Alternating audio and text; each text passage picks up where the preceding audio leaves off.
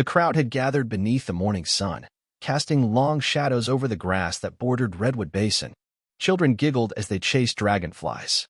Families spread blankets beneath towering pine trees, the air tinged with charcoal and hickory from nearby grills. It was the first day the public park had opened, and nobody here knew the real reason it existed. Except for me. I stood beneath the carved wooden sign that read, Redwood Basin Conservation Park, in memory of Franklin Chambers, and watched as the ribbon was cut. A cheer rose up around me. They clapped, they smiled. But they didn't know. Not yet. They didn't know that just 9 months earlier, this place wasn't a park. It wasn't even open to the public. It was a battlefield, one I hadn't planned on walking into when I left San Jose with nothing but burnout in my bones and a deed in my glove compartment. My name is Ethan Chambers. I didn't come here looking for a fight. But when someone tries to steal what your grandfather built with his bare hands, when they smile in your face and call it community property while secretly pitching your land to a group of yacht-owning developers, you don't walk away. You dig in. And I did. I still remember the day it started. A spring morning, just warm enough to sip coffee barefoot on the dock. My grandfather's boat, an old, aluminum thing with faded green paint and a motor that coughed to life like a smoker, bobbed gently beside me, tied up as it always was. The world was silent. Until I saw the paper. It was neon orange, slapped onto the boat's side like a warning in a horror movie. Violation notice. Unauthorized watercraft. Remove within 48 hours or face fines of $500 per day. I blinked, then laughed. Out loud. They were serious. The letter in my mailbox, printed with a gaudy gold logo and signed by one Gregory Benson, president of the Redwood Heights Community Association, spelled it out with the kind of smug legalese only HOA tyrants use. They claimed the lake was community managed, that my boat was unsightly, and if I didn't remove it, they'd tow it at owner's expense. The kicker? I owned the lake. Redwood Basin had been in my family for 3 generations. My grandfather Franklin was a commercial fisherman turned conservationist who bought the lake and surrounding forest in 1954. Back then, this was wilderness, no roads, no neighbors. He built a one-room cabin with his own hands, dug a well, and lived out his retirement teaching local kids how to fish and respect the land. He was the kind of man who could outfish a tournament pro with a stick and string. A war veteran who'd seen death and decided to spend the rest of his life nurturing life instead. When he passed at 93, the land went to my father, a corporate attorney who never used it. When he passed unexpectedly at 66, it came to me. I had just sold my cybersecurity firm in San Jose for a sum that made my college self hyperventilate. I didn't need more stress. I needed air, space, solitude. Redwood Basin was supposed to be my sanctuary. Instead, it became a front line.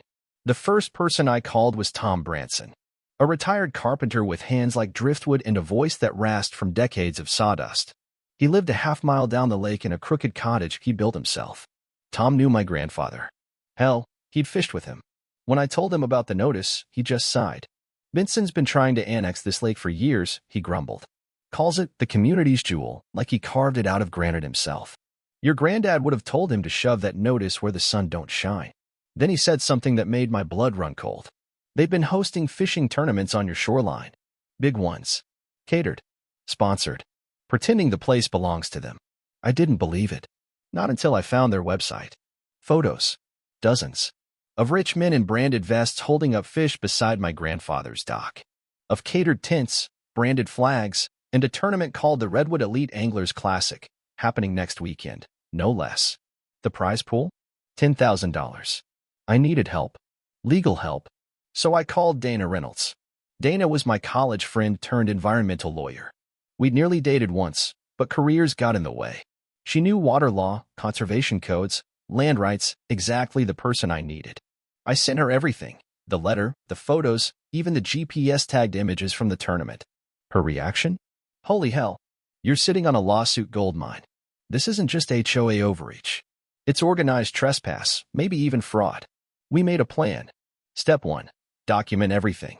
I installed motion sensor cameras across the lake. High resolution, night vision, full upload to the cloud. Step 2. Legal prep. We reviewed deeds from the 1950s, updated surveys from 2005, and water rights filings my grandfather had meticulously maintained. Step 3. Wait. Watch. Let them walk right into the trap. The night before the tournament, I received a visitor. Gregory Benson.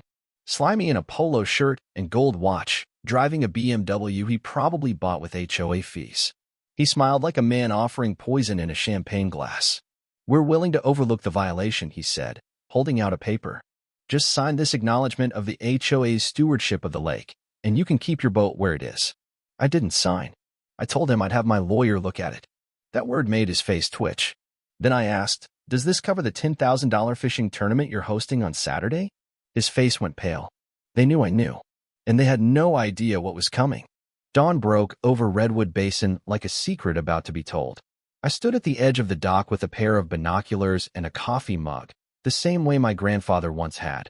Only today, I wasn't scanning for herons or checking trout activity. Today, I was counting invaders. They came like clockwork. SUVs, trucks with boats in tow, men in fishing vests too clean to be used, women in tennis skirts who didn't know a fly rod from a frying pan. By 9 a.m., over a dozen vehicles were parked along the eastern shore. My eastern shore. A massive vinyl banner flapped in the breeze, emblazoned with 15th Annual Redwood Elite Anglers Championship, hosted by Redwood Heights Community Association. I almost admired the boldness. Almost. Tom Branson arrived not long after, shaking his head as he surveyed the scene. "They really think this is theirs," he muttered, spitting tobacco juice into the bushes. "The arrogance of it. Your granddad's probably spinning in his grave." "They're about to find out otherwise," I replied. Emma, no, Dana, arrived just after 10. She wore a tan field jacket over jeans, a camera slung across her chest, and that expression I knew so well. Quiet fury beneath lawyerly calm. "They're not even pretending to hide it," she said as we observed from a ridge. "There's a beer tent, a VIP lounge, and, look there." She pointed to a group of well-dressed individuals stepping out of a sleek black SUV. Not fishermen. Investors. Clipboard. Portfolios. Glossy renderings tucked beneath arms. Gregory Benson was with them, pointing and smiling like a man selling beachfront property in Nebraska. We moved closer through the trees, Dana snapping photos with a zoom lens. Her camera clicked quietly as Gregory waved his hand across the lake. Full control of the shoreline, exclusive community usage, established recreational authority for over a decade, we heard him say. Then one of the investors, an elegant woman in heels entirely inappropriate for a lakeside tour, asked, "And what about legal ownership? Any outstanding disputes?" Gregory didn't flinch. "Nothing formal. One property owner, but we're in positive negotiations. Everything is moving forward." Dana's hand froze mid-click. "That's actionable," she whispered. "He's lying to investors, presenting private property as a sealed deal. That's securities fraud territory." I nodded slowly. "And now we have it on video." We backed away, hearts pounding, and headed for the truck. It was time to move. At 12:42 p.m., while the tournament was at its peak and attendees were cheering over grilled salmon and cheap beer, we returned with backup. A sheriff's deputy, fully briefed on the court injunction Dana had filed early that morning, stepped forward with a booming voice and a badge that outranked every clipboard and lanyard in sight. "Ladies and gentlemen," he said, "this event is taking place on private property without permission. Under court order #4897A, issued by County Judge Elena Harmon, all unauthorized persons must vacate the premises immediately." There was silence, then chaos. Tents came down. Rods were reeled in. People stumbled over folding chairs, asking each other what was happening. Dana and I moved through the crowd with printed copies of the injunction and the property deed. One by one, faces turned pale. Gerald Thompson, president of the Elite Anglers Club, stormed toward us, red-faced and shaking. "We've held this event for 15 years, he barked. "This is tradition." Dana didn't blink. "Then it's a 15-year tradition of trespass." Gregory Benson tried to salvage the moment. He pulled me aside, voice low and teeth gritted. "You have no idea what kind of trouble you've just brought down on yourself," he hissed. "You think this ends with your little court order? I have friends, real friends, in this county. Judges, contractors, politicians." I leaned in, quiet and steady. "I've got something better. The truth. And a media contact." His eyes flicked toward the photographer who had just arrived, Megan Torres of the Redwood Times. I gave him a friendly nod. "Smile for the front page." The next day, Megan's article ran with the headline, HOA's resort scheme unraveled. Private lake owner exposes years of deception. It hit harder than I expected. Regional outlets picked it up. Reddit blew it up. Within 48 hours, Gregory Benson was a trending name in the HOA horror forums, and Dana's phone didn't stop ringing. Residents of Redwood Heights were furious, not just because they had been lied to, but because they had been billed for the lie. "We've been paying thousands in HOA fees for lake maintenance," one woman shouted at the emergency meeting called 3 days later. Where did it all go if the lake was never theirs? Benson didn't attend. Neither did Gerald. Karen Davis, the vice president who had flanked Benson at nearly every meeting, tried to take control, but every word she said fell flat against the wave of outrage. The board crumbled. People resigned. Faces turned. I stood in the back with Dana and Tom, watching the wreckage unfold. Then I stepped forward. "I don't hate this community," I began. "What I hate is what its leadership tried to do. Redwood Basin isn't just a lake, it's my family's legacy. But I know my grandfather. He would have never turned away respectful neighbors." I paused, meeting their eyes. "So here's what I propose. We create something new. A conservation trust. Public access. Real rules.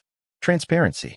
This lake belongs to nature, and to those who protect it, not those who try to sell it." Applause broke out. For the first time in months, I exhaled. The air at Redwood Basin had changed. Where there had once been tension, suspicion, and the quiet buzz of entitled ambition, now there was something else: resolve. And with it came responsibility. I didn't win a war just to be left standing in silence. I had to rebuild something better. After the HOA's spectacular implosion and the article's wildfire impact, I received a steady stream of knocks on my cabin door. Some were curious neighbors wanting to apologize. Some offered casseroles and banana bread. One man brought a six-pack and a handshake. But most came with questions. What happens next? Will we still be able to fish? Is there any way to help? It was a strange thing, being the man who'd been treated as the villain now suddenly viewed as a guardian. I didn't ask for the role, but it found me anyway. The person who made the biggest difference in shaping what came next wasn't me, though. It was Judge Michael Davis. Judge Davis was in his early 70s, with a slow, deliberate way of speaking that made people listen. He was the type of man who'd served his community for decades and had long since earned the right to disappear into retirement with a dog and a garden. Instead, he stepped forward at the emergency HOA reformation meeting and said the words that redirected everything. The law was ignored. The community was misled. But the spirit of the place, this lake, these woods, it deserves better than revenge. It deserves stewardship. It was the most applause I'd heard in months.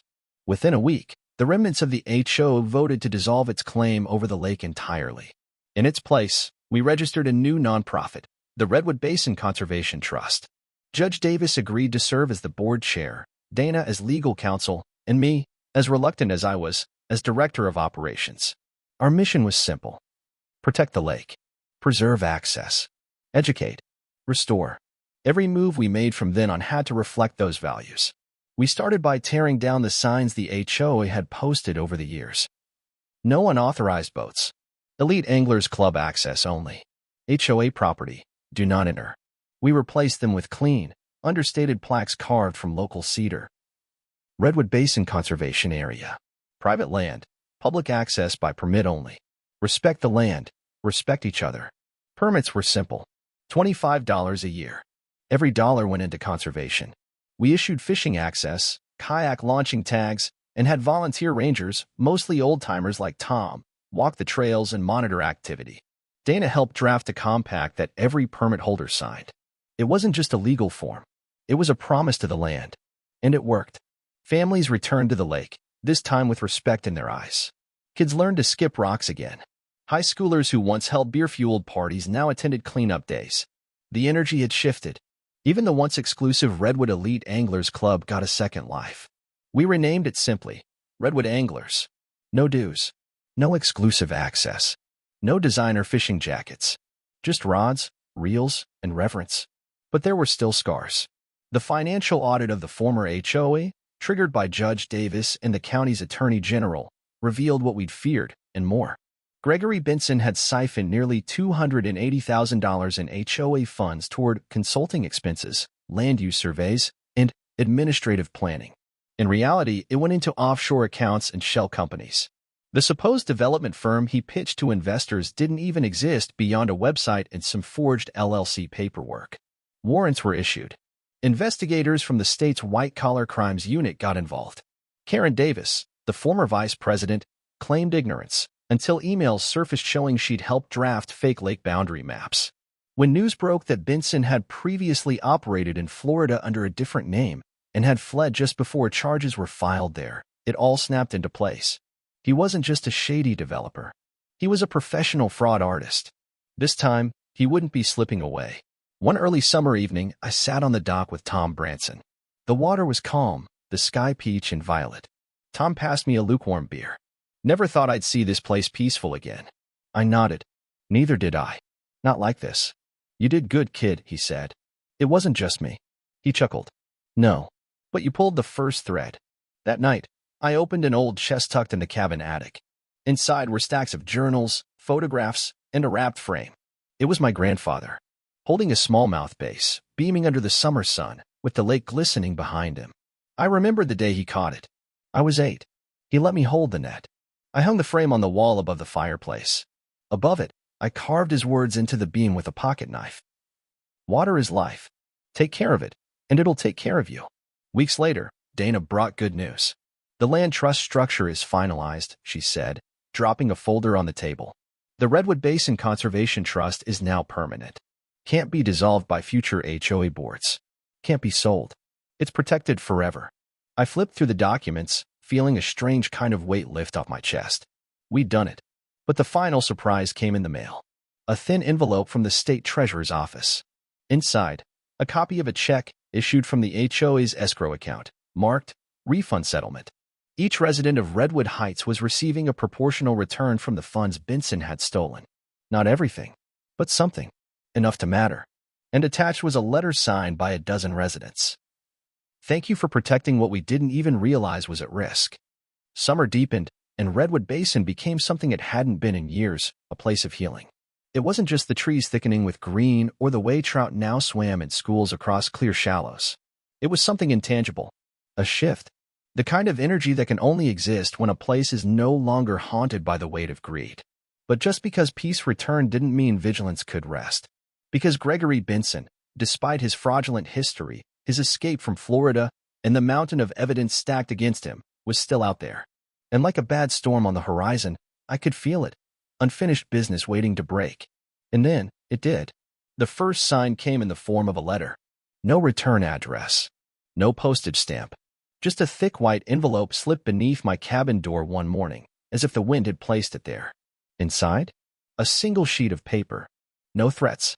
No accusations. Just 4 typed words. You're not done yet. I stared at it for nearly a full minute. Not out of fear, but recognition. The font. The phrasing.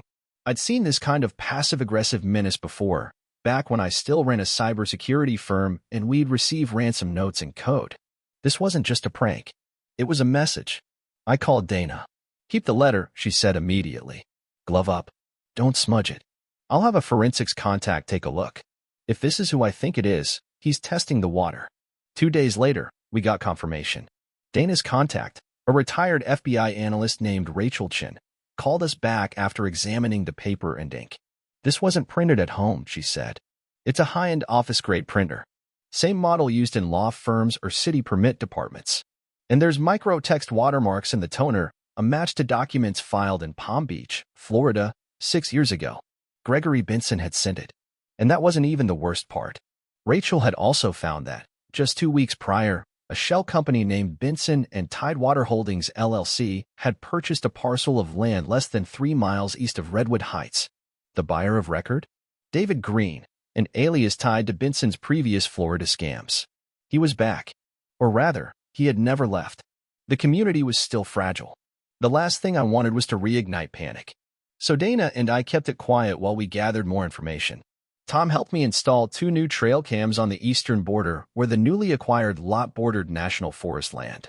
We suspected it might be used for a new access road or staging site.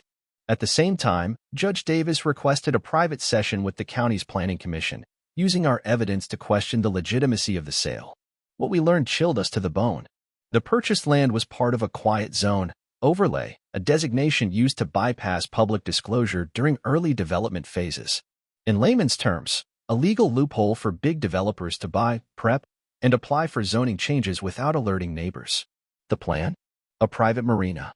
Not on my land, but close enough to build a pier into Redwood Basin's waterline. In their filings, they listed shared recreational use of community waters, the same fraudulent language Benson had tried to use months ago. It was a backdoor takeover. If they couldn't steal the lake outright, they would build beside it, create a presence, establish a foothold, and then bleed access back in through usage, partnerships, and, eventually, political pressure. They're trying to grind us down, Dana muttered. Inch by inch. That night, I walked the shoreline under starlight. The lake was still. A perfect mirror for the moon. Somewhere in the dark, and all called. I stood near the spot where my grandfather used to anchor his boat and let the night speak to me. This wasn't just about land anymore. It was about memory, legacy, and defiance. They were trying to write a new story on top of one that had existed for generations. But they forgot something. The lake remembers. We escalated. First, Dana filed a formal injunction against the zoning variance using our deed and conservation trust charter. The lake's designation as a protected watershed meant any construction within 200 feet of its border required public hearings and environmental impact assessments. Second, Judge Davis requested a special hearing with the county board to argue the trust's legal standing as an environmental steward, not just a property owner. But the real blow came from someone unexpected. Megan Torres. The journalist who'd broken the original HOA scandal called me one evening with a story pitch. I've been tracking Benson since the first article, she said. Turns out, I'm not the only one he burned in Florida. A group of victims has been following his activity ever since. If you're open to it, we'd like to go public. National. I hesitated. It could make things worse. She paused. Or it could make hiding impossible. The next week, the Redwood deception hit national headlines. A long-form investigative expose detailing how a man known as Richard Benson, a.k.a. Richard Williams, a.k.a. David Green, had spent 2 decades defrauding HOAs, elderly landowners, and zoning boards across 3 states. Photos, testimonies, paper trails, even video clips from investor meetings. And at the center of it all, Redwood Basin. The response was immediate. The state attorney general launched a formal investigation. County officials scrambled to issue freezes on all land use applications tied to Benson or his aliases. His shell company's recent purchase was put under review. And I became a name people started whispering in meetings across the state. The man who stopped the quiet theft of nature. But Benson wasn't done. He had one last card to play, and he played it just 5 days later. Someone broke into the Conservation Trust's office. Nothing was stolen. Nothing was vandalized. But the lock was picked clean. And the only thing moved? A copy of my grandfather's original deed, placed gently, eerily, on top of my desk. As if to say, I see you. The break-in wasn't random. It was a message, personal, deliberate, and surgical in its silence. No glass shattered. No drawers rifled. No computers taken. Just my grandfather's deed. Placed dead center on my desk, like a chess piece moved by a ghost I couldn't see but could feel breathing on my neck. That night, I didn't sleep. Neither did Dana. She sat across from me in the cabin, documents spread out like a battlefield map between us. The fireplace crackled, casting long shadows on the walls.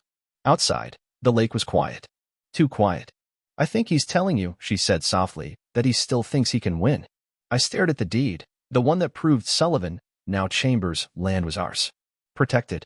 Untouchable. But only on paper. Benson wasn't playing by the rules. And now, neither were we. The morning after the break-in, I took 2 steps.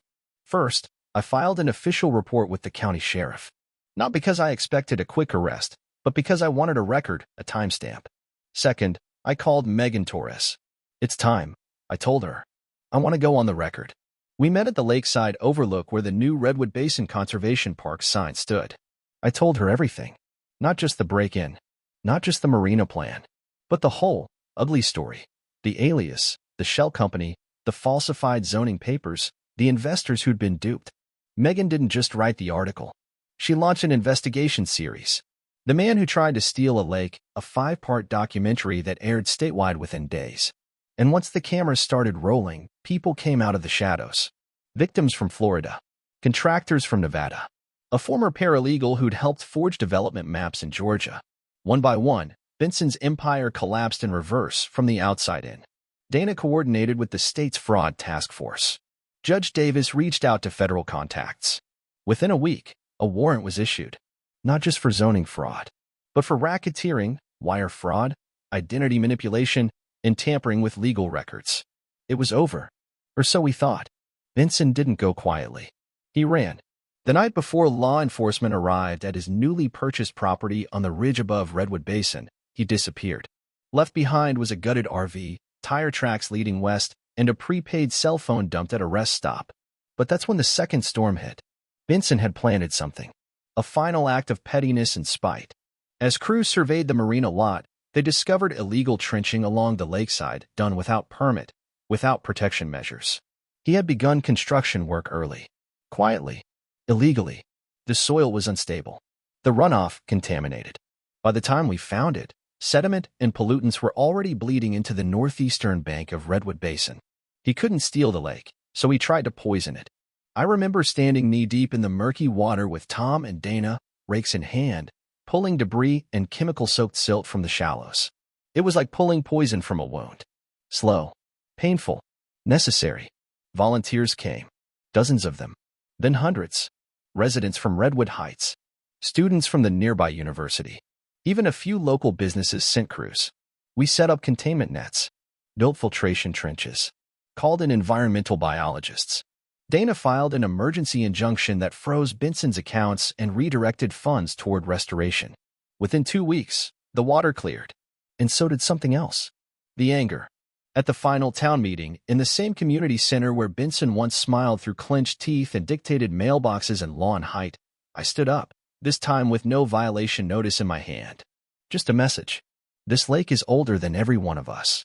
And if we want it to outlive us, we have to earn that. I looked around the room. No suits.